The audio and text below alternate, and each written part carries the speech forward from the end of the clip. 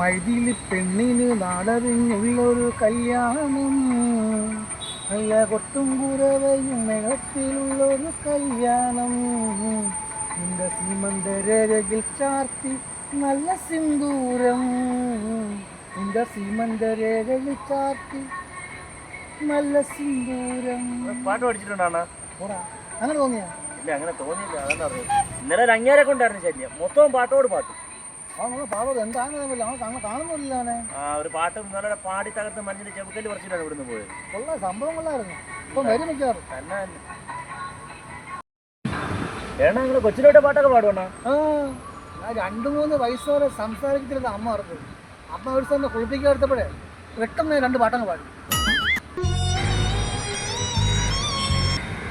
ഒരുപാട് നമ്മളത്തെ പാട്ടുകാരൻ എവിടെന്നാ സമ്മാനം കിട്ടി?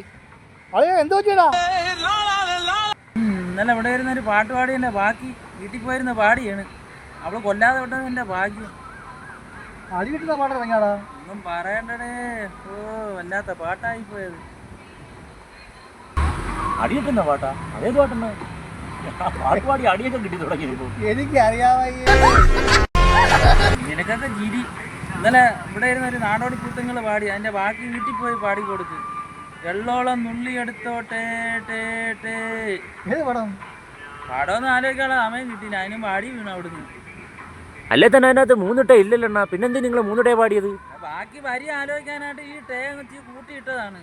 അവള് നല്ല സ്റ്റാർ സിംഗറും ടോപ്പ് സിംഗറും എല്ലാം കണ്ടോണ്ടിരുന്നു. എനിക്കറിയാം ഇവള് സംഗതി എല്ലാം പഠിച്ചു വെച്ചേക്കാണ്. അറിഞ്ഞ് കിളത്തി തന്നില്ലേ മരകഷ്ണം വെച്ച്. വല്ലതും പറയാൻ പറ്റുമോ? പിന്നെ അതിൻ്റെ ഇടയിൽ സിനിമ ആലോചിക്കാൻ പറ്റുമോ? ഏത് സിനിമയെന്ന് അടിക്ക് ഓർമ്മയില്ലായിരുന്നു കുറച്ച് സമയത്തേക്ക്.